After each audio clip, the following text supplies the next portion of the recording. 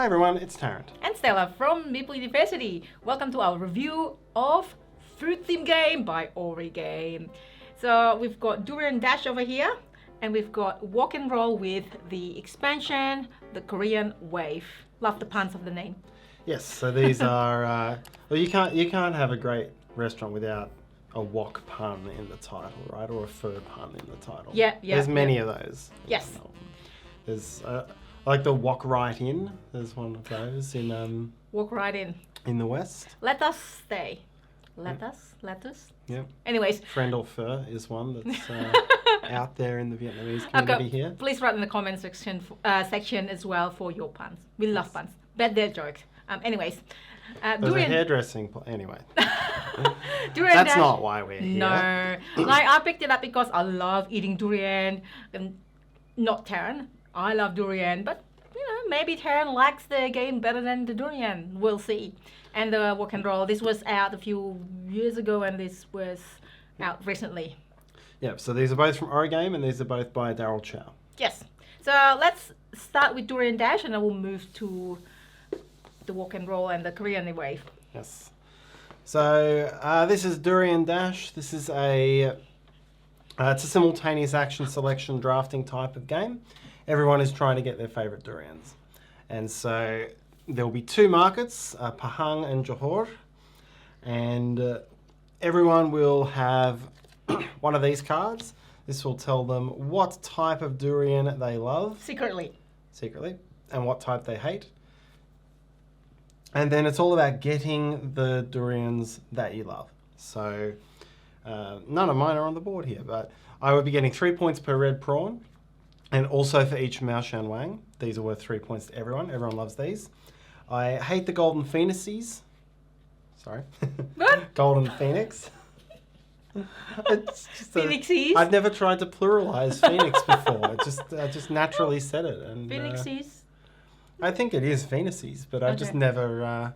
I've never had cause to say it in plural before. But I was just surprised that I went there. That sounds a bit dirty. Anyways, keep going. Not at all. Okay.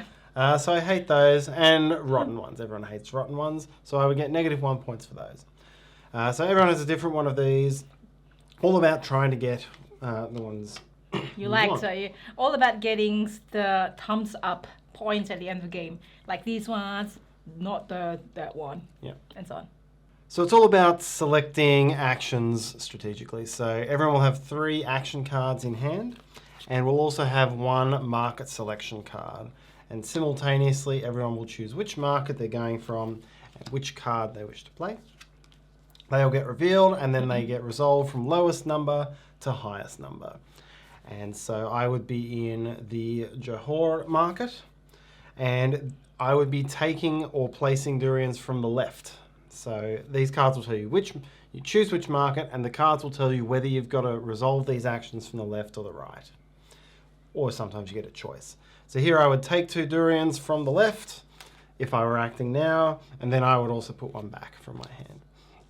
Or you don't have to put one of those. So if you have other cards, you can put them back like the rotten one. Mm. And so you would just go through in numerical order, resolving all of these actions.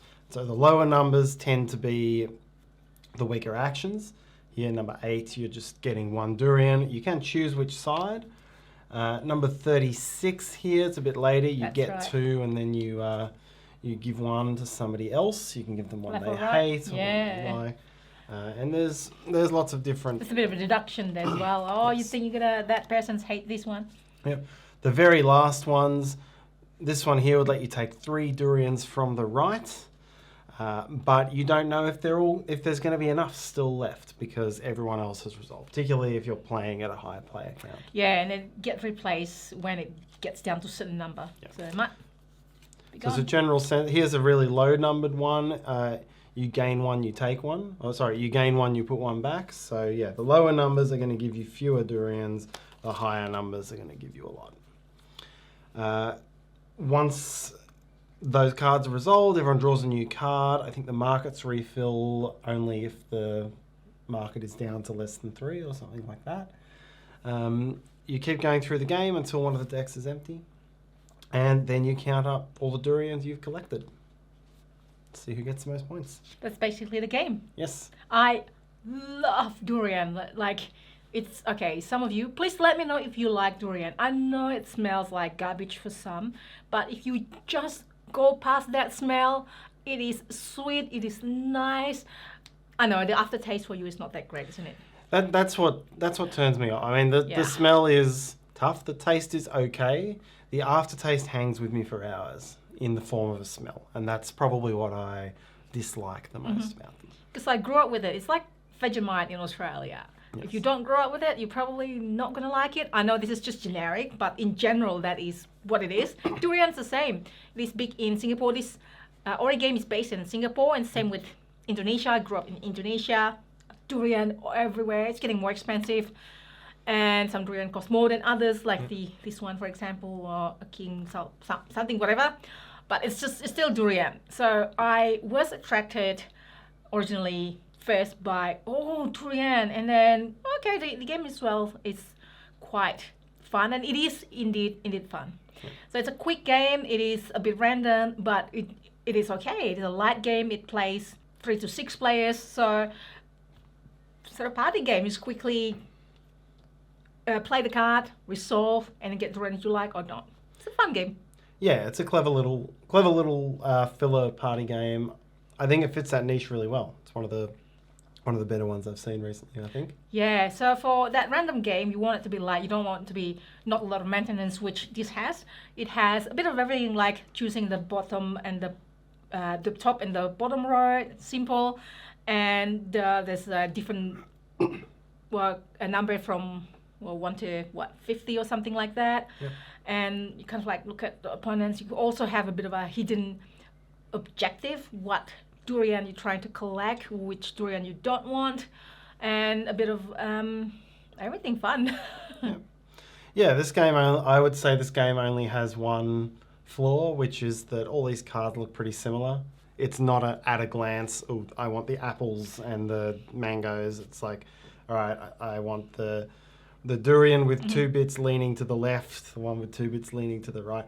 I mean, yeah, That's a name. They've got the name, they've got the colours. It all works. That's the only thing that is,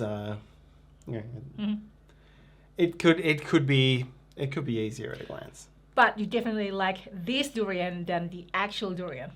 Durian Dash. Yeah, I mean, if you want this theme, and I know this is a big part of making it the theme and making it that Singaporean style of thing, then yeah, it still works. Or people who hate durian because it attracts, right? Oh, durian, what is that? What is the game about durian? I think Origame has got a few other great games that is food theme. And I think in Singapore, food is a big thing in their culture, and which it is as well in Indonesia, which I love. Food theme. Yep, I'm looking forward to Chili Crab Dash. Well, that's basically a chili crab and dash. Okay, fine. I got it now. All right.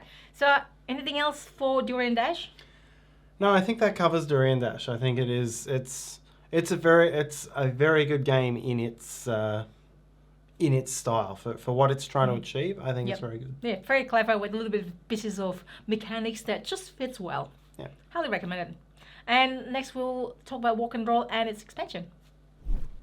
That was a good transition, wasn't it? Yes, it is. Well done, Tarrant.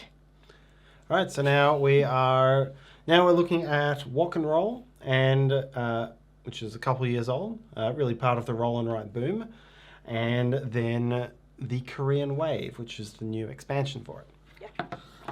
So this is it's roll and write. It's I would say a lead and follow style of roll and write. Ganshon Clever. Like Ganshon Clever, not quite as complex, but that sort of thing. So each turn and it's all about getting combinations of icons like rice and broccoli and prawns and recipe books to cook dishes in your restaurant. So there'll be one lead player who will do a Yahtzee roll. So roll one, roll another. This is of course meant to look like a wok. And then you're using the icons on these dice to mark off boxes on your grid. The lead player gets to use all 6 dice. the follow player gets to use only the 4 white dice. And that's a dreadful roll for example purposes. So let me turn that into noodles. Let's just take this out of here. Turn that into noodles and wool. Sorry, I just... Yep. Damn it. So, yeah, I'm not sure I've seen it in any other game quite in this way. You're really trying to make combinations here. So, yeah, I've got, if I'm the lead player here, I've got 3 drumsticks, so I can cross this off. And I've got 2 noodles and vegetables, so I can do that. And a lot of it is just building down and scoring the points that are on here. So that's 2 points to start with, and then it gets more and more. Yep. Through the game, so this is the basic side of the board.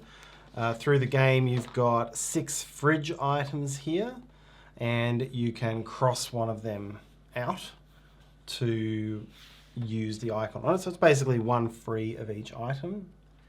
And the recipe, you can gain a few more pantry items by filling in things here. And then if you're getting the recipe books, you can use them either. You can unlock one of these, which treats a recipe book as being able to be used for that icon, so you can specialize on an icon.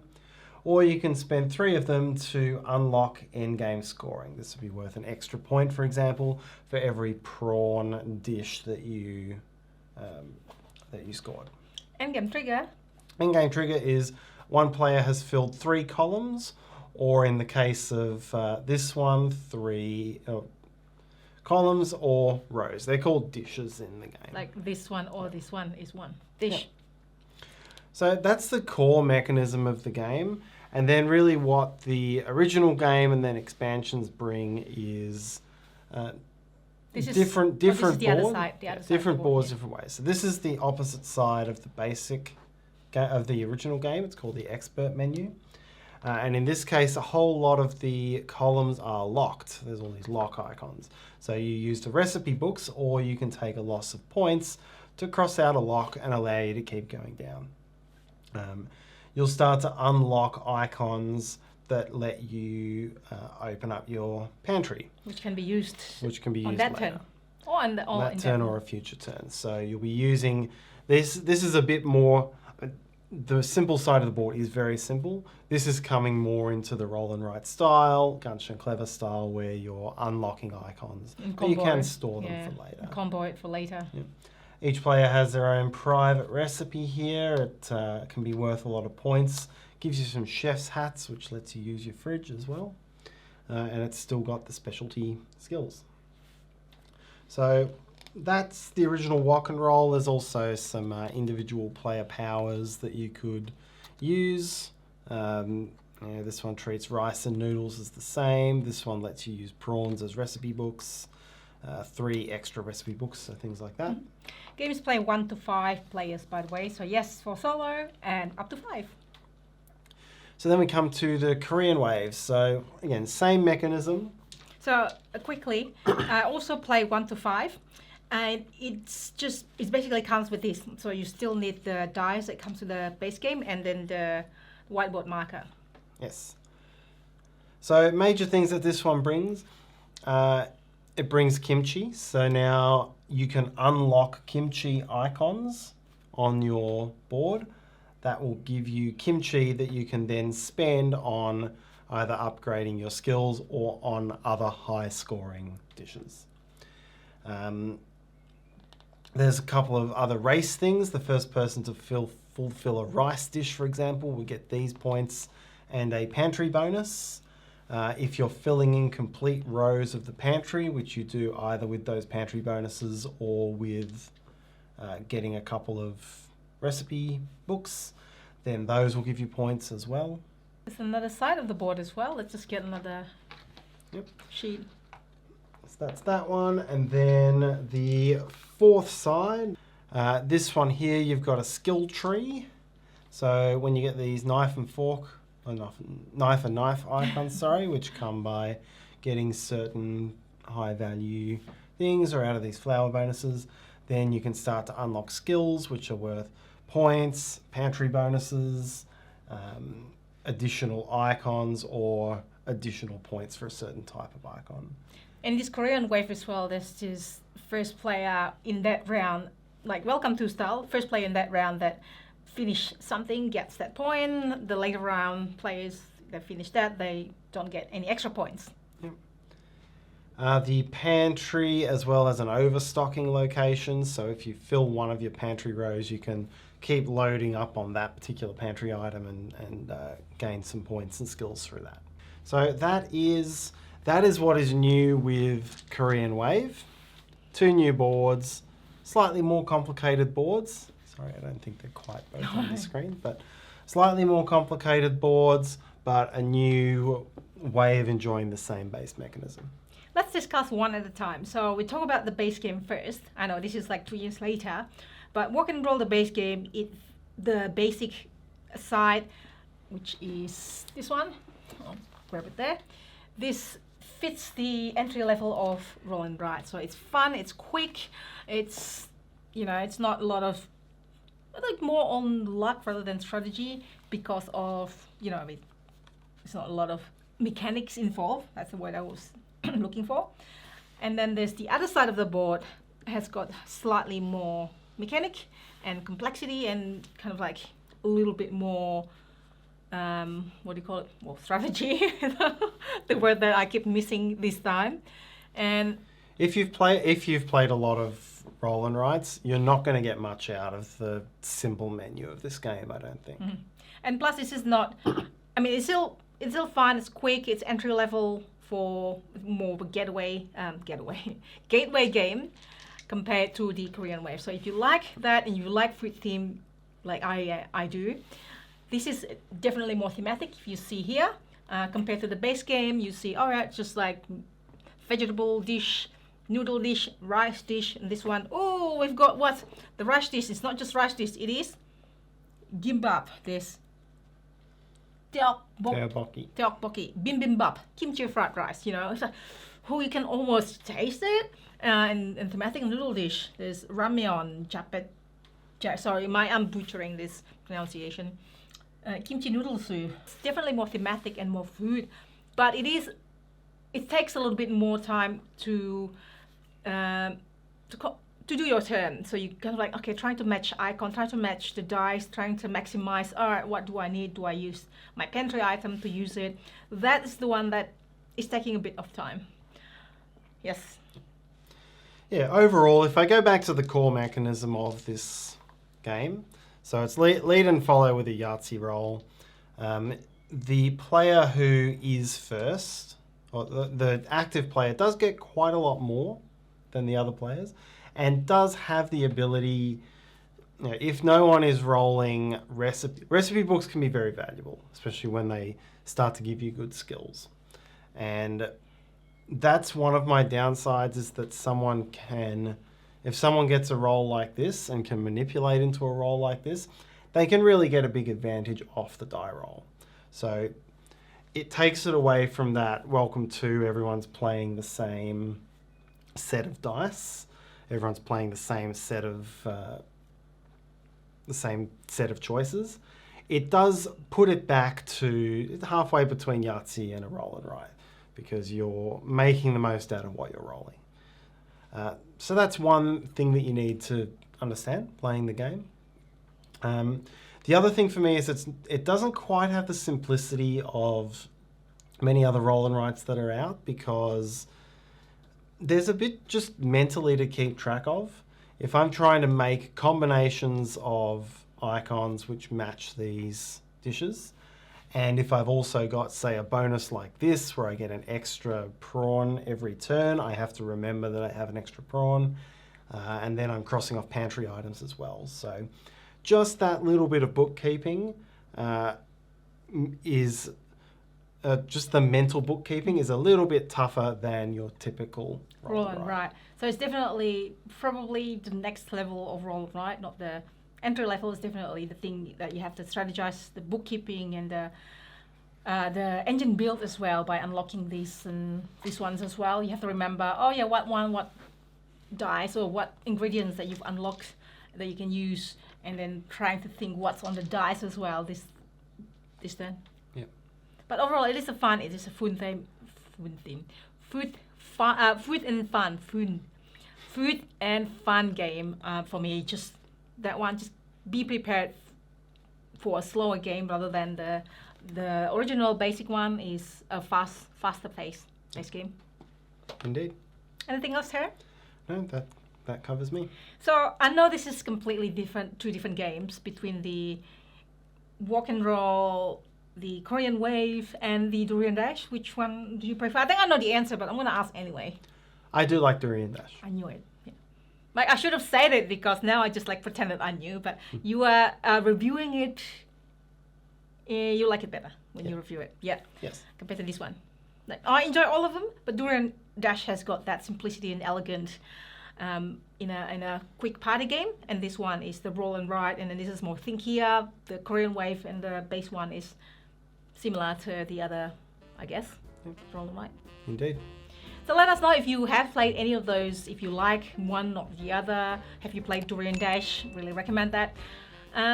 And if you want to help us, if you can please hit the like button, that will be really helpful. And subscribe if you haven't already done so. Hit the bell so you get notification. We do review like this, my short and sweet how to play, and also live playthrough on weekends. I'm also on Instagram. Find me there as well, and hopefully we'll see you next time. Thanks for watching. Bye.